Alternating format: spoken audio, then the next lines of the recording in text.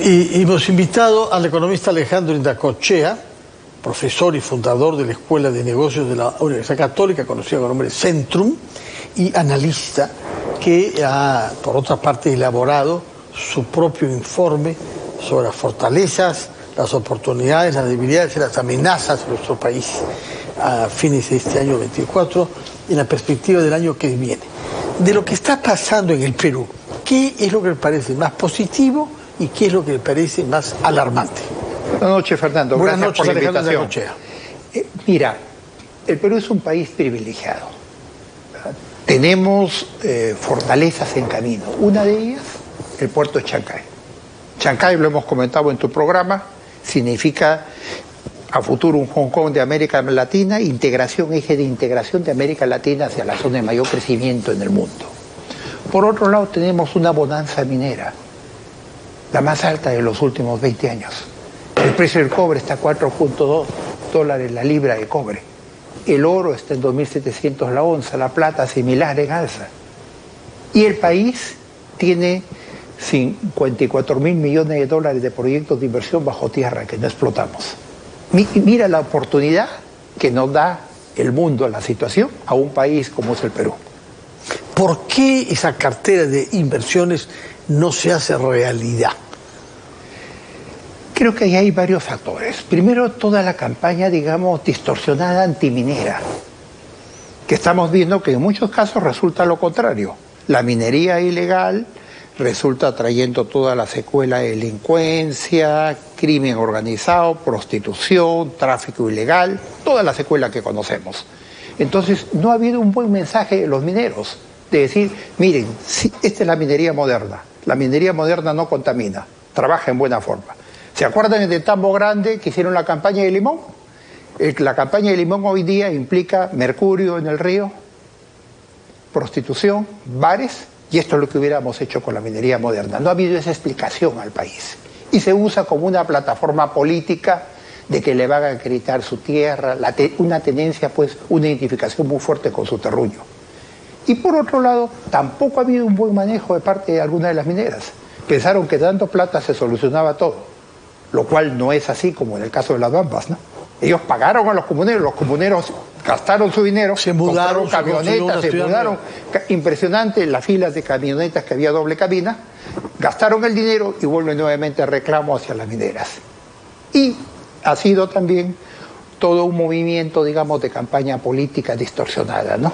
Recordamos el primer Bellido, ¿no? Lo primero que hizo fue ir de caballo a agitar a las Bambas, ¿no? De acuerdo. Ahora, por otra parte, la minería ilegal es también un factor disuasivo. No lo estamos enfrentando de una manera inteligente y con visión estratégica. No lo estamos afrontando. Algunos estudios, cifras pongamos como el IP Macroconsult, señalan que nosotros, el oro formal, la exportación está alrededor de 3.600, pero el oro informal es más. Nos ubica alrededor de 8.000, 9.000 millones de dólares. En otras palabras, los principales compradores, que son Suiza, China y Canadá, los principales compradores de oro lo compran por Bolivia. Si formalizáramos eso, fuéramos el primer productor registrado a nivel mundial. ¿Qué haría? ¿Cuál es Estamos lejos de ser ahora, ¿no? ¿Ah? Somos octavos, novenos o décimos, creo, ¿no? Sí. Sí. Ahora, ¿cuál sería mi sugerencia? Bueno, ya que ellos han ampliado el reinfo, buscaron una víctima que también se la buscó el ministro de Energía y Minas por su propia cuenta, porque no asumió con un liderazgo proactivo, definido lo que tenía que hacer. Un presidente del Congreso que dijo que no iba a tomar ninguna posición, ninguna ley antiminera, ha sido el primero que la sustentó. Ahorita yo sugeriría al MEF que instale una oficina del Banco Minero en las zonas limítrofes con Bolivia y compre el oro, que ese dinero quede en el país. ¿Para qué se va de contrabando? Pero eso es legalizar de oficio a la minería ilegal. Pero ya está, ¿qué hacemos? Ese oro se traslada en la frontera, llega al otro lado y lo exporta a Bolivia. Mientras ellos siguen con el reinfo y que no va a cambiar eso, esa es la realidad. La realidad no es lo que yo quisiera, la realidad es lo que es. Entonces, ¿cómo me adapto a esa realidad? Pongo oficinas donde el Estado compre el oro. Usted es un hombre que se ha comprometido con la descentralización cuando el tema se planteó ya hace 20 años. Desde el punto de vista de la descentralización, ¿cómo analiza el presupuesto aprobado en el Congreso a fin de noviembre? Mira, dos cosas. El presupuesto, que asciende a 252.000 millones de soles. Primero estoy sorprendido porque se lo presentaron en 2 horas a los congresistas. La capacidad que tienen los congresistas de leer 154 páginas en 2 horas y aprobarlo tan fácilmente. Bueno, pero se había presentado los anexos finales, pero finalmente el documento se lo presentaron 1h30, 2 horas y fue aprobado por ellos. Ahora, ¿cuál es lo saltante ahí? A ellos lo que les interesa es gasto. Que el país sepa que ellos han reducido inversión y lo que han ampliado es gasto, como sucede en el gasto corriente. Gasto corriente principalmente del presupuesto. Y lamentablemente el Tribunal Constitucional cambió la Constitución, porque él aceptaba un cambio de la Constitución. ¿Para qué van a pedir cambio de la Constitución si ya la han cambiado en más de la mitad? Entonces, ellos pidieron cambio y evidentemente es una medida en la cual el Congreso opta por tomar decisiones de gasto público y compromete el gasto público a futuro. Incorpora personal, incorpora gente, incorpora beneficios, y eso implica ¿qué? Implica gasto, hipoteca a futuro en lo que vamos a hacer. Ahora, en la descentralización, Fernando, tenemos que aceptar la realidad. Esto no implica volver al centralismo, al viejo centralismo, de ninguna manera. La regionalización es un fracaso. En lo único que hemos sido efectivos ha sido en descentralizar la corrupción, si observas. El mensaje que se dio en la época de Castillo, que el dinero se quedaba en San Isidro y Miraflores, no es cierto. Y no hemos sido capaces de explicárselo al país. Hay dinero, el problema en el país no es dinero. El problema es corrupción y mal manejo. El dinero se usa, palacios municipales, piscinas, coliseos. Y lo vemos ahora, nos fijamos en la efectividad del gasto. En las regiones que menos gastan, en las cuales está la del señor Acuña, ¿no? En La Libertad. Una de las más beneficiadas del presupuesto. Una de las más beneficiadas y una de las que menos gasta. Claro, tiene derecho a descansar, a ir a Madrid. Para eso uno no acepta la responsabilidad de un gobierno regional. Hay un costo de oportunidad para su región. Entonces la regionalización tenemos que repensarla, Fernando. Tenemos que replantearla a nivel de macroregiones. No tiene sentido Tumbes con Piura por separado. ¿Usted ve que haya un debate sobre el tema, que los partidos están pensando eso? No hay, no lo ponen en agenda y también es un tema electoral. Teníamos que juntar Tumbes con Piura, teníamos que juntar Tacna con Moquegua, hablar de una inserción transversal como la planteó Pulgar Vidal, repensar el país, cómo vamos a hacer eso, y hacer un sistema de seguimiento, porque no todos tienen la misma capacidad de gasto. Ahora, esta mañana entrevistamos aquí en RPP al ministro de Economía, José Arista, y para él el tema del déficit se puede minimizar, se debe minimizar. Él ha criticado a los que le reprochan haber presentado un presupuesto que no está financiado, con algunas vaguedades sobre el origen del dinero de algunas partidas. Incluso se habla de un mejor aprovechamiento de los recursos que derivarán del Tribunal Fiscal, que es por definición incierto cómo se va a decidir, y eso pasa por el juicio. Bueno, pero él sostiene que es menos grave tener déficits que no invertir, no aumentar el gasto público, y se jacta de haber llevado a la más grande alza de gasto público de las últimas décadas.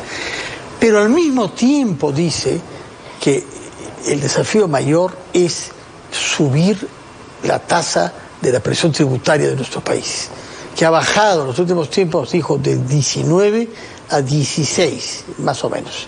Y por eso dijo que no hay que conceder beneficios tributarios a sectores particulares como los hoteles y restaurantes, como los agroexportadores y como aquellos que preconizan la creación de zonas económicas especiales. Su opinión sobre todos los temas, déficit y tributación. Lamentable las declaraciones del ministro de Economía sobre el presidente del Consejo Fiscal, el señor Segura. Sí, lo llamó inepto. No venía al caso.